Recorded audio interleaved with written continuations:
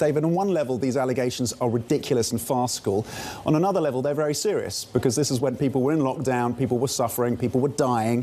Where does this leave the Prime Minister? What do we know about this latest, what is it, third party that Boris has been involved in? Who's keeping track now? Yeah. I mean, I think actually the total amount they're talking about throughout this period it's well in double digits at this point that apparently Sue Gray is looking at. But it's about the sort of the drip-feed nature of this, isn't it? Baroness Varsi, former chair of the Conservative Party, was on the BBC last night. She talked about this process of a death by 1,000 cuts, both to the reputation of the Prime Minister, but then more broadly, the reputation of the government and the office of the Prime Minister. And, you know, there's serious things happening around the world. We have the threat of war in Eastern Europe. We have markets in turmoil as a result.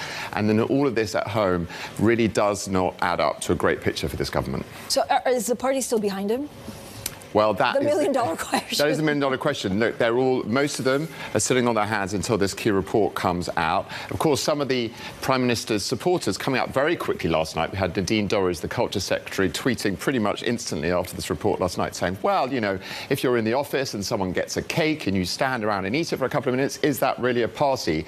Maybe that's a clue to what the sort of defence is going to be when this report comes out, trying to spin it a little bit, say, look, this is not a big deal. This is stuff that was going on in an office that you would expect anyone to do. But, of course, many of the public, and we know this from the polling, don't see it that way.